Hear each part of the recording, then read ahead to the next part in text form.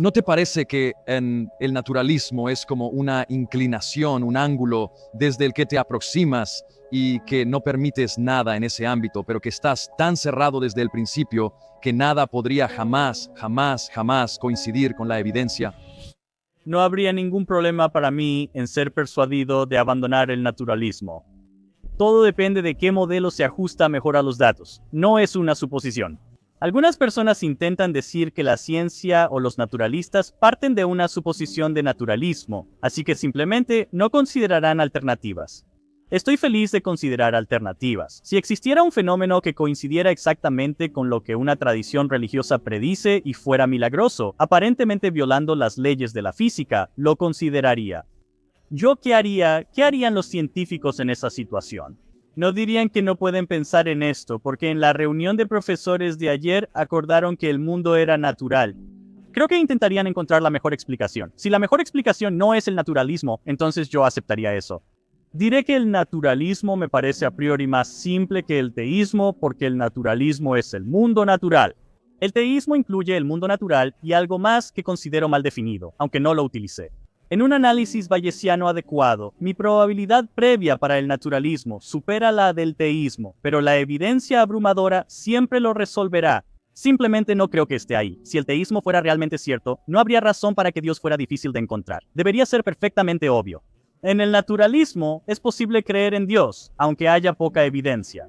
Con el teísmo, se esperaría que las creencias religiosas fueran universales. No hay razón para que Dios le dé mensajes especiales a esta o aquella tribu primitiva hace miles de años. ¿Por qué no dárselos a cualquiera? Bajo el naturalismo, esperarías que creencias religiosas distintas e incompatibles surgieran según las condiciones locales.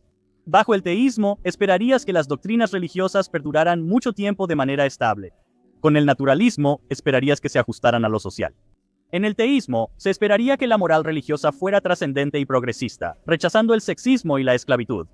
Bajo el naturalismo, esperarías que reflejaran una vez más las costumbres locales, a veces buenas reglas, a veces no tan buenas. Esperarías que los textos sagrados del teísmo ofrecieran información interesante, como la teoría germinal de las enfermedades.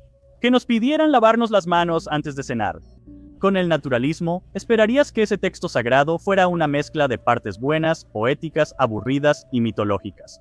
Bajo el teísmo, esperarías que las formas biológicas fueran diseñadas. Según el naturalismo, surgirían de los cambios de la historia evolutiva. Según el teísmo, las mentes serían independientes de los cuerpos. Bajo el naturalismo, tu personalidad debería cambiar si estás herido, cansado o si aún no has tomado tu taza de café. En el teísmo, se esperaría explicar el problema del mal. Dios desea que tengamos libre albedrío, pero no debería existir sufrimiento aleatorio. La vida tendría que ser justa. Y al final del día, en el teísmo, básicamente esperas que el universo sea perfecto. Bajo el naturalismo, debería ser un desastre. Esto es una fuerte evidencia empírica. Es absolutamente cierto que la ciencia en el mundo occidental le debe su existencia a la Iglesia, históricamente. ¿Y qué? Es un hecho histórico. Primero que nada, la Iglesia era la única fuente de poder y dinero, y por lo tanto de educación, desde la época medieval. Incluso antes de la época medieval en adelante. Así que fue en mí. Si querías estudiar ciencias, tenías que ir a una universidad que tenía que estar respaldada por la Iglesia porque era la única fuente de poder y dinero. El vínculo temprano entre los orígenes de la ciencia y la religión es histórico e interesante, pero no dice nada sobre la ciencia. Además, lo maravilloso de los niños es que crecen. Así que la Iglesia es la madre de la ciencia. Pero lo mejor de los niños es que crecen. Y lo aún mejor para algunos niños es que se van de casa. Los padres aquí que están en esa situación. Los padres que no están en esa situación lamentarán que algunos niños no se van de casa. Pero la ciencia se originó en la única forma de educación que existía, pero evolucionó. Y luego las preguntas que la ciencia hacía progresaron. Las preguntas que la religión hacía no progresaron.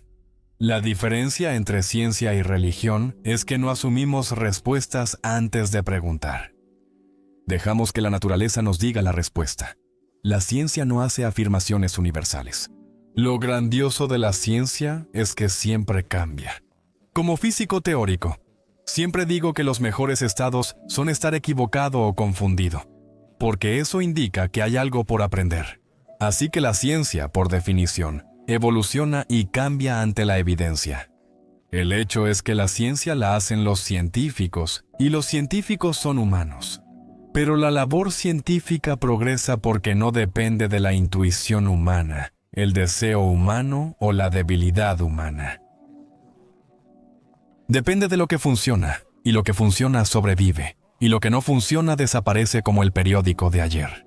Así es simplemente, y eso es lo maravilloso de esto. La razón por la que entrenamos a los estudiantes en ciencia y los obligamos a hacer estos problemas increíblemente aburridos que alejan a la mayoría de la gente de la ciencia es para tratar de desarrollar cierta intuición, para que más adelante tu intuición sea confiable. Eso es lo primero. Pero lo más importante de la ciencia es no confiar en la intuición científica. Absolutamente. Tratamos de desarrollar la intuición científica, lo que a menudo significa superar la intuición normal, porque nuestra visión miope de la realidad suele estar equivocada. Pero desconfiamos de ella. Y esa es la verdadera clave. Desconfiamos porque decimos, está bien, demuéstralo. De hecho, demuestra lo incorrecto.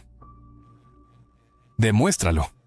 Como dijo Feynman, los científicos buscan probar que tienen razón cuando su idea surge de la intuición. Los buenos científicos intentan demostrarse a sí mismos que están equivocados, y esa es la parte más difícil de la ciencia. Nota que Andy no nos ha ofrecido Ninguna evidencia. para su Dios esta noche, para su hipótesis. Él solo defiende nuestra ignorancia ante algunas preguntas científicas, no la existencia de un Dios. Eso es defender la ignorancia. Luego, si hay una laguna, la llenan con algo, quizá con el Dios de la Biblia. Tal vez, pero eso no prueba a un Dios. Eso no es evidencia. Solo muestra que hay preguntas sin respuesta, en lo que todos estamos de acuerdo. Hay mucha evidencia de que hay algunas preguntas en la ciencia sobre las que no tenemos ni idea. Cualquier científico te dirá eso. Bueno, eso es lo que impulsa la ciencia. Eso es lo que hace emocionante a la ciencia. La ciencia es un proceso. Todos podemos hacerlo o no hacerlo. Me niego a aceptar una dicotomía entre los científicos. Desde niños hacemos ciencia, así aprendemos. Los niños tocan las llamas y sienten que queman. Eso es lo que nos hace crecer y aprender a cómo lidiar con el mundo. Y una de las cosas contra las que más lucho es la idea de que, de alguna manera, la ciencia debería ser dominio exclusivo de los científicos. El proceso científico debería aplicarse ampliamente a nuestras políticas públicas y a la forma en que vivimos porque es útil, funciona y mejora nuestras vidas. Pero no es el dominio de un pequeño grupo de personas con capuchas. Así que, a diferencia de Dios, que es un artista y no puede predecirse, la naturaleza no es un artista. La naturaleza sigue las reglas. La naturaleza hace predicciones. La naturaleza proporciona explicaciones. Gracias. Así como la ciencia y la política están entrelazadas, también lo están la religión y la política. Así que responder a hacia dónde se dirige la religión es responder a hacia dónde se dirige el mundo. No veo un futuro en el que la religión pueda separarse de la cultura, la ciencia, la política, el poder, de todo. Si quisiera creer en algo, sería que la religión se dirige hacia un lugar donde cada vez deja menos espacio para la violencia fundamentalista y la opresión.